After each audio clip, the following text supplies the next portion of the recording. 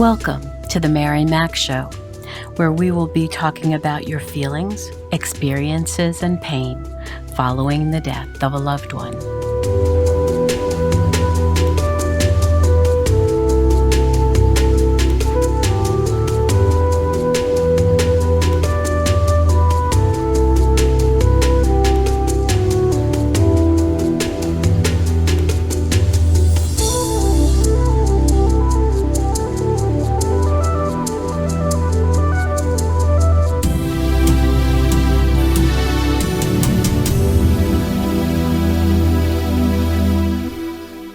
Good morning, good afternoon, good evening.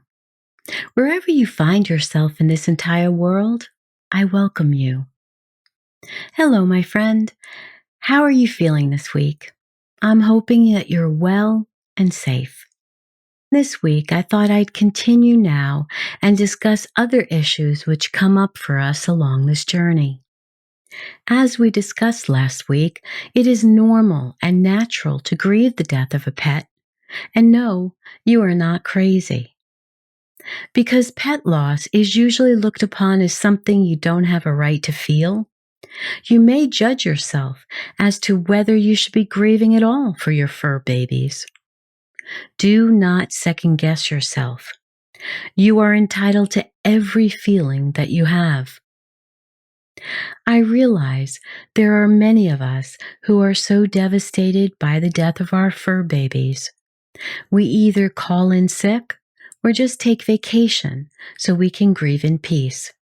We do this because so many bosses would not understand us telling them that we needed time to mourn the loss of our dog or cat. A study in the United Kingdom showed that 35% of people admitted taking time off to either settle new pets into the home or care for a sick pet. 25% say they were just too upset to go to work after their four-legged friends had died. And another survey showed that pet owners took around 8 days due to grief after the death of a pet. And 79% felt that their bosses would not be sympathetic or understand their pain, so the only way to get time off would be to call in sick. We have to remember that our pets are such a big part of our lives. They are with us each day for many hours of the day. When you think about it, even our closest relatives who don't live with us aren't around us each day. The unconditional love we feel for our pets is unique. The humans in our lives, no matter how well-intentioned, cannot love us unconditionally. But our pets accept us completely for who we are. They love us, flaws and all. They don't look at our status in the world. They don't care where we live or work, what our nationality is. All they need is our love, kindness, attention, and of course, food and water. And they're set. Our job is to protect and care for them, and sometimes when they die or are lost, we feel like we have failed them. And when we feel these things, the emotional freedom technique is what you need to learn and use to get through these difficult times. Our loneliest times come when we realize that we are not caring for them or enjoying them as we once did. Coming home from work and there is no one to greet you at the door, all excited to see you. When it's time to feed them and there is no longer need to do so. Even if you have another pet, you still miss fixing their dish too. You feel their absence. Then there are times you would walk them each day. How can you fill this void? And what about when they were there with you to snuggle with, talk to, play with, go for drives with, even day trips and vacations? I remember when Daisy died, I knew I had to fill that time so I'd go for walks anyway at night. And even though I would cry when I'd see other dogs, I tried very hard to feel grateful for their masters, who still did have their pets. And often I would ask to pet those I knew, whom Daisy and I had made friends with along the way. Many owners expressed their sympathy, and it was very comforting then to know they did understand my pain. We have to remember that fur babies really do take on many roles in our lives, and we don't give them credit for all of them. They can be our child, our roommate, the greeter when we arrive home. They can be our pillow, vacation buddy, best friend, confidant, excellent listener, food taster, alarm clock, exercise companion, and even one who sleeps with us each night. Losing all those things in one beloved animal, it is truly a great loss. So, how can we handle all our feelings? When we feel the void of their presence, we need to develop other uses of our time. Can we visit with another friend and spend time with them? If you think you can handle it, visit with a friend who has a pet that you can play with, cuddle with, and soothe some of the pain you feel. Sometimes it might be too soon, but ultimately you can think of that pet as your surrogate pet for the time being. They are serving a purpose for you, and that is to just for a while be comforted in a way that only another fur baby can give you. And I want you to be around those who are lovers of fur babies. It is only they who can comfort you when you are so sad and in so much pain. The people we don't want around us are those who belittle your grief, telling you that you can get another animal, or ask you why you're grieving so deeply, because after all, it's just a dog, it's just a cat. They simply can't understand why you were so upset. So please don't waste your time trying to gain solace from people like this. They don't understand what you're going through and probably don't want to. They consider your pain to be insignificant. Stay away and find dog, cat, or animal lovers in your community through searching online using the words pet loss groups and add your town and state. There are also wonderful pet loss helplines, some at veterinarian medical schools in the United States. Visit their websites and see what services they might offer you. I will share a link in the show notes. You might also ask your own veterinarian or humane society to recommend a pet loss counselor or support group in your area. I've always said that I choose to only be around those who celebrate me, not tolerate me. Don't waste your words, your pain, or sorrow on ignorant people who don't understand how painful pet loss can be. Find people who celebrate you, grief and all. As I said in the last episode, it is very difficult to experience a pet's death.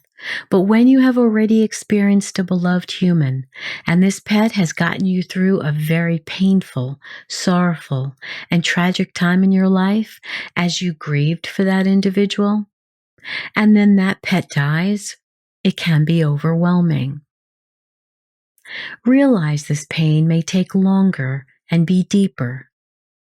You are, in essence, grieving two losses now, and using rescue remedy and the emotional freedom technique will help you become more stable as you walk through this journey. I also want to discuss how to talk with children who may be grieving after a pet's death, which can be the first death they have endured. Only you can be the best judge of how much and what information you might want to share with your child or children. But don't be deceived that they have no clue about what is going on. They are very keen little ones and are deeply aware that the home is different, missing someone very special to them, and they are not sure what might be going on. First of all, be honest. Don't lie and say the pet is away because they will be expecting it to come home at some point in the near future. And they will ask you and call you out on it. And then what will you say? We need to make it clear that the pet will not be coming home. Otherwise, they will be in anguish. And it will be harder to accept a new pet into the family because they're waiting for the first one to arrive. Don't tell them you put the pet to sleep. Many of us use that terminology, but as adults, we know what that means, but children do not.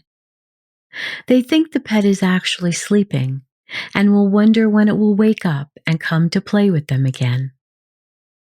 So tell them that the pet has died and is now free from pain and is happy.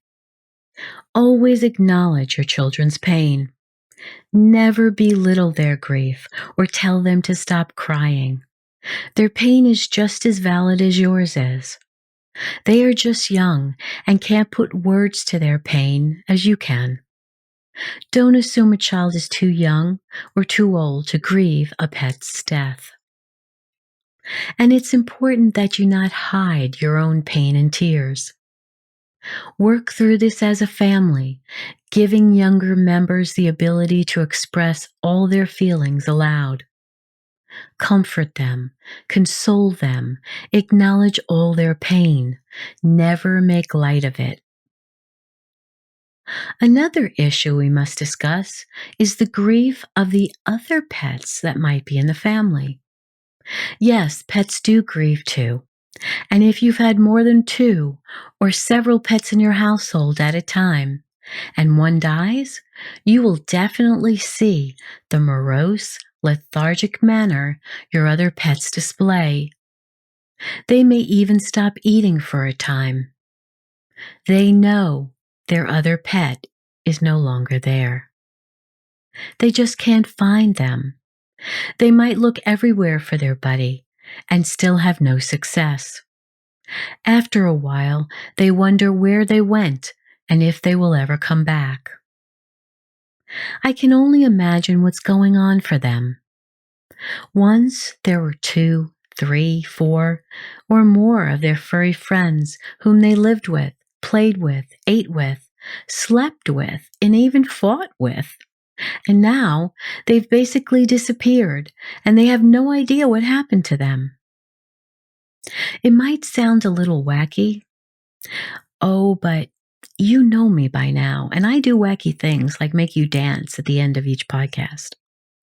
But I think it would be a good exercise to take the other animals one by one and look them deep in the eye and tell them that your dog or cat was sick and was hurt and has died. If you believe, tell them that they are in heaven and we will all meet them again at some time in the future. As I mentioned when I spoke about Joshua's death, I had a dream not long after he died, where I saw my grandmother walking with Daisy, my beloved Shih Tzu, who died in 2000, was walking behind her, and right there was Joshua, all happy, swinging his tail following Daisy. I can still see that image, and I must say it gives me great comfort. And yes, I do believe that one day I will be reunited with them when I die. I'd also like to discuss their belongings. You have their bowl, toys, bed, blankets, rugs, their leash, and other things that were part of their life, and looking at each one as time goes on can be a painful reminder of what you don't do with your pet any longer. Only you can decide what is best when it comes to their belongings. I have an episode on how to handle belongings for a human, And I bet most of that will help you also. You can hear my advice in episode 31. Remember, at the beginning, do not give away, donate, or even touch anything. Later, when you are a little bit more clear thinking, you can put things in a special box and make decisions when you don't feel so overwhelmed. Or you can simply move their things to other places in your home so you don't see them in their usual place. Now, let's talk about the possibility of getting a new pet. Clearly, you will never be able to replace your pet with another one. They had their own personality and charm. So some feel the need to do so immediately or shortly after the death, but most wait a while since they feel it is disloyal to their pet who died. This is natural and normal also. It's just like if your spouse died. It would take a while until you felt like dating again, and definitely before you felt ready to engage in a serious relationship with someone other than your original partner. It takes time to allow yourself to love again. You will need to talk about the pet that died. You will reminisce with people who loved your pet about all the funny things they did, or the expressions they made when you spoke to them, or the times they played in the water, or came in after a long rainstorm and was soaking wet. All those perfect memories you have in your mind or in your photos. They will always bring you joy. So choosing your next pet is a very personal thing, a decision only you can make. And with time, you may choose another, but then you might decide to forego welcoming another animal into your home at all. It might be because you're not emotionally ready. It might be as simple as now you've chosen to be freer, to travel and roam, and not feel the tug of having to race home to care and feed your beloved pet. And I want you to know that this is perfectly all right. There is no need to feel guilty for any reason if you choose to remain babyless. But if you do choose to bring another pet into your life, might I suggest you give preference to an animal who may have lost their master also. There are many loving pets whose owners may have died, especially when the owner was elderly and their pet was now left with no one to care for them. Imagine the sadness this little fur baby would have knowing that their master is now dead and they are all alone in the world. If you hear about little ones who have no one, please consider loving them and giving them a good home. It would seem like a perfect fit. Lastly, I want to touch on how we can honor the memory of our beloved pet. Some plant a bush or a flowering plant or a tree on the grounds of their home, maybe even burying their ashes there. Some choose a cemetery and headstone. Some scatter their ashes in a favorite place. Some raise balloons with notes attached, especially wonderful for children to say what they want to say to their beloved dog, cat, or other animal. Yet something that you might also consider is having a gathering with other dog or cat lovers, either in person or online, to remember all the fun things you did together with your fur baby. Many of your friends will have additional stories to tell, which you might not have remembered over the years, and it will bring back heartwarming feelings of love that you experienced. It is a lovely way to remember such a special pet. Living life with the love of a pet is one of life's greatest joys. Their unselfish commitment, unconditional love for us is without measure.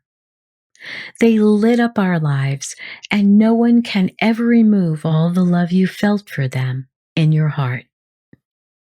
When you are in pain, always write all the things you feel grateful for that they gave you. What you shared was one of the most unique relationships you have ever felt. There will never be another Joshua. There will never be another Daisy. And there will never be another of your fur baby. Honor their life. Shine a light on the love they shared with you. Bless them for all they did for you. So now it's time to get up and move our bodies and dance, dance, dance. And I know you might think this is a little wacky, but just do it anyway, okay?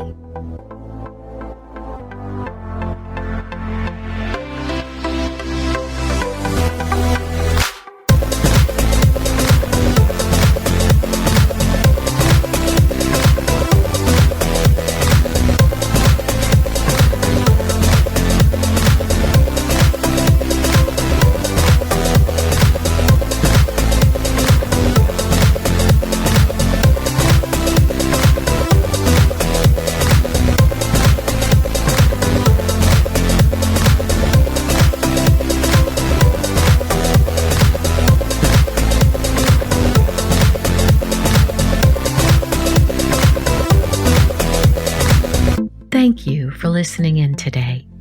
Remember to write 5 things in your journal each evening that you are grateful for. Visit my website, marymac.info, for your free book. Please subscribe, rate, and review my podcast wherever you listen to me. And share it with those who will benefit from it. And as always, remember to be happy because you deserve to. I'll speak to you again soon.